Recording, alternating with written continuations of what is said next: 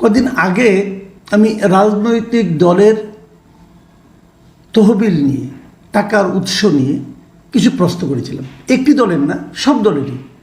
এগুলো আগে অবাধে চলতো, কেউ কিছু প্রশ্ন করতো না। তারা নিজেদের ইচ্ছা মতো চাঁদা আদায় করতো, নিজেদের পকেটে ঢুকাতো, অথবা এটাকে একটা ব্যবসা হিসেবে নিত। এরকম ছিল। এখন প্রশ্ন হচ্ছে, এই রাজনৈতিক দলটা চলবে কিভাবে? এই কথাটা আমার এত বলার দরকার দুটো কারণে।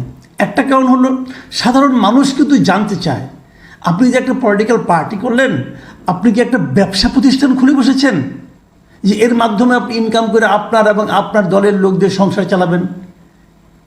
এটা কি আই ইনকামের একটা ব্যবস্থা, সবচেয়ে লাভজনক ব্যবসা? এই প্রশ্ন যেমন আসবে, তেমনি আমাদের নির্বাচন কমিশন যেটা আছে, তারাও কিন্তু তাদের আইনে স্পষ্ট বলা আছে যে যদি কোনো দল নিবন্ধন পেতে চায়, অথবা নিবন্ধিত থাকতে চায়, অথবা নিবন্ধন বজায় রাখতে চায়, তাহলে তাদের আয় ব্যয়ের হিসাবে ট্রান্সপারেন্ট থাকতে হবে। এই যে নিবন্ধন পাওয়ার যে আইনটা 2020 সালে যে আইনটা হয়েছে, সর্বশেষ যে আইনটা হয়েছে, সেই আইনটাই কিন্তু কেবল এই আপনার এই আয় ব্যয় না, আরও অনেক বিষয়ে অনেক খুঁটিনাটি কথা বলা আছে।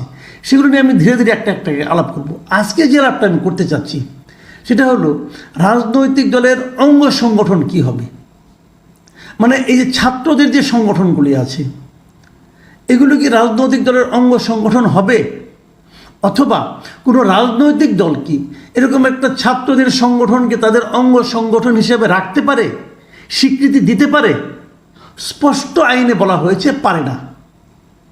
যদি কেউ দেয় তাহলে তাদের নিবন্ধন বাতিল হতে পারে। সোজা আইন। রাজনৈতিক দলের নিবন্ধন আইন যেটা আছে 2020-এর, তার 4-এর ই ধারা, সেখানে স্পষ্ট বলা হয়েছে যে কোনো শিক্ষা প্রতিষ্ঠানের শিক্ষক কিংবা ছাত্র কিংবা আর্থিক, বাণিজ্যিক বা শিল্প প্রতিষ্ঠান বা সংস্থার কর্মচারী বা শ্রমিকদের সমন্বয়ে বা অন্য কোনো পেশার সদস্যগণের সমন্বয়ে অঙ্গ সংগঠন থাকিবে না। যদি থাকে, নিবন্ধন বাতিল হয়ে যাবে। আমাদের এখানে কি ছাত্র সংগঠনগুলো রাজনৈতিক দলের অঙ্গ সংগঠনের মতো ব্যবহৃত হচ্ছে না? এটাকে একটু ঘুরিয়ে খায় সবাই। ঘুরিয়ে কি বলে? এটা আমাদের অঙ্গ সংগঠন না, আমাদের ভাতৃপ্রতিম সংগঠন। ছাত্ররা তাদের অঙ্গ সংগঠন না, ভাতৃপ্রতিম সংগঠন। এখন ভাতৃপ্রতিম সংগঠন জিনিসটা কি ভাই? এটা কি? আপনি কি আপনার ভাইয়ের সংসারে, ধরেন আপনার ভাই সাবালক হয়েছে, আলাদা একটা সংসার করে, সে তার বাসায় কোন চেয়ারটা কিনবে, কোন ডাইনিং টেবিলটা কিনবে, অথবা তার বাসায় কোন গেস্ট আসবে না আসবে, এগুলো সব কি আপনি নিয়ন্ত্রণ করতে পারেন? পারেন না। কারণ সে তো প্রাপ্ত, তার তো আলাদা সংসার, তার সংসার সে দেখবে। সে হয়তো আপনার সঙ্গে আলাপ আলোচনা করতে পারে। এই যে সম্পর্কটা, এই সম্পর্কটার নাম হলো ভাতৃপ্রতিম সম্পর্ক, ভাইয়ের মতো সম্পর্ক। তো সব কিছু আপনি নিয়ন্ত্রণ করতে পারেন না, কিন্তু করে না কি? করে, অবশ্যই করে। ছাত্রলীগের কমিটি কে হতো? ছাত্রলীগ যেটা আমাদের, যেটা নাকি এখন নিষিদ্ধ সংগঠন, যতদিন সেই সংগঠনটা ছিল ততদিন সেই সংগঠনে কে সভাপতি হবে, কে সেক্রেটারি হবে, কাকে বাদ দেওয়া হবে, এগুলি কে করতো? শেখ হাসিনা করতো। এ সবাই জানে। এবং তারা বলতো, নেত্রীর কাছে আমরা দায়িত্ব দিয়েছি আমাদের এই নেতা এবং কমিটি নির্বাচনের জন্য। অর্ধেক কমিটি নির্বাচিত, বাকিটা আবার নেত্রী করতো, নেত্রী বলতো তাকে দিয়ে, এবং তাদের সম্মেলনে সে যাইতো। এগুলো হতো। খুবই লজ্জাজনক কথা, কিন্তু খুবই ন্যাক্কারজনক কথা এগুলো, বাট এটা হতো। আইন তারা নির্লজ্জভাবে ভাঙতো এবং হতো।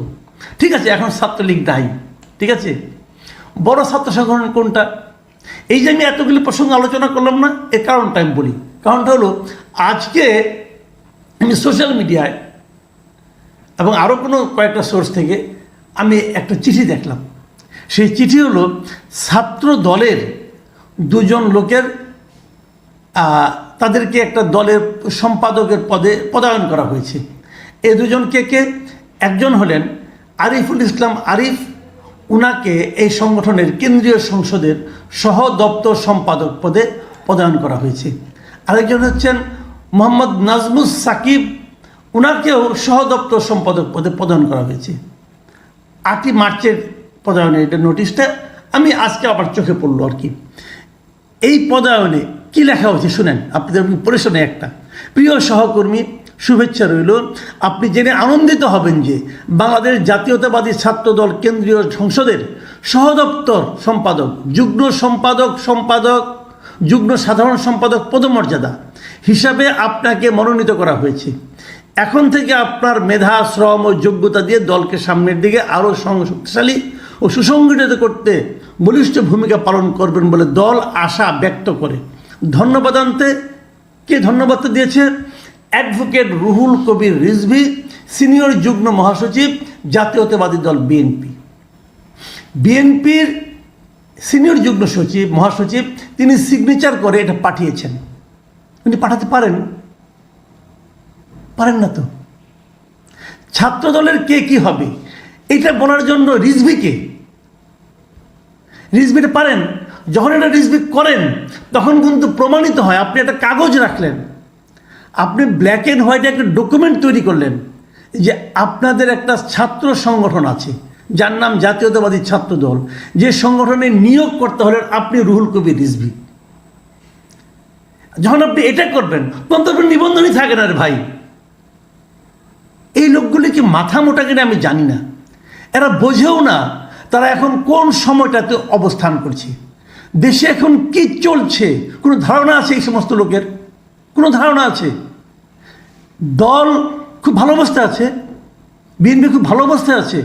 বিএনপি যারা নাকি বিএনপির অনেক নেতৃবৃন্দের সঙ্গে আমার কথা হয়েছে, তারা কিন্তু সবসময় মনে করে তাদের দলের বিরুদ্ধে এক ধরনের ষড়যন্ত্র চলছে।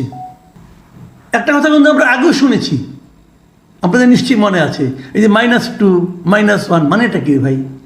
কি মাইনাস করতে চায়? দলকে মাইনাস করতে চায়।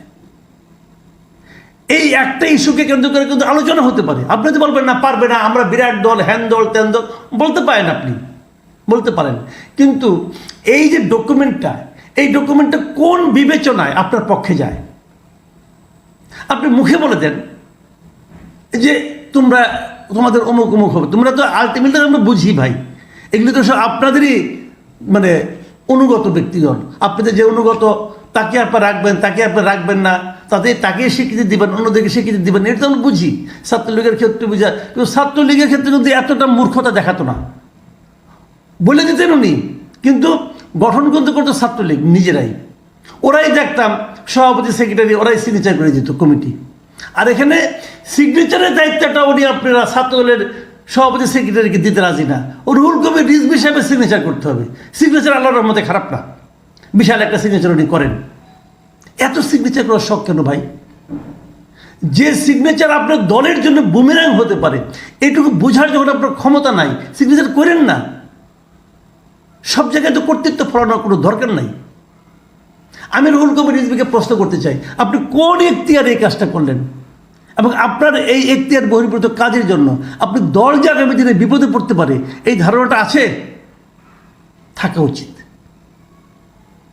প্রত্যেকটা দলের আমি বলবো, অনেকে বলে না, এখন ইদানিং কথা উঠছে শিক্ষা প্রতিষ্ঠানে রাজনীতি করা চলবে না, শিক্ষা প্রতিষ্ঠানে ছাত্র সংগঠন করা চলবে, রাজনীতি করা চলবে না। আমি কিন্তু এই পক্ষে, ছাত্র সংগঠন থাকবে, কোনো সমস্যা নাই, কিন্তু সেটা রাজনৈতিক ছাত্র সংগঠন হবে না। সেই ছাত্র সংগঠনের একটা রাজনীতি থাকতে পারে, কোনো সমস্যা নাই, কিন্তু এই রুহুল কবির রিজভীর মতো পলিটিক্যাল লিডাররা সেই দলের কমিটিতে কে থাকবে না থাকবে তা নির্ধারণ করে দেবে না। যখন নির্ধারণ করে দেয় তখন এদের আর রাজনৈতিক শক্তি, এদের আর মানে ছাত্র সংগঠন মনে হয় না, তখন মনে হয় কি এদের অনুগত একদল কর্মী, এছাড়া তো আর কিছু মনে হয় না। আমরা কিন্তু দেখেছি আওয়ামী লীগ ছিল, বিএনপির দেখলাম, আপনার যে জাতীয় নাগরিক পার্টি তাদেরও কদিন আগে একটা হলো, তারপর আপনার ইসলামী ছাত্র শিবির, জামাতের সংগঠন, এটাও সবাই জানে। সমস্ত পলিটিক্যাল পার্টির কিন্তু একটা করে ছাত্র সংগঠন আছে। এটা কিন্তু আগে ছিল না, স্বাধীনতার আগেও ছিল না। ছাত্রলীগ এবং আওয়ামী লীগের চিন্তা ভাবনা একই রকম, একই ধারায় প্রবাহিত হতো, কিন্তু ছাত্রলীগের কমিটি কিন্তু শেখ মুজিব করে দিতেন না। সেটা শুরু হয়েছে স্বাধীনতার পর থেকে, এবং স্বাধীনতার পর থেকে শুরু হয়েছে বলেই ছাত্র রাজনীতিতে বিশৃঙ্খলা আসছে, ছাত্রলীগে ভাঙন আসছে। এটা থাকার প্রয়োজন নাই। আমি মনে করব আগামীতে এই সমস্ত রাজনৈতিক নেতারা, বৃহৎ নেতা, জায়গান্তিক লিডার, সব বড় বড় নেতারা একটু ঠান্ডা মাথায় চিন্তা ভাবনা করে কাজ করবেন।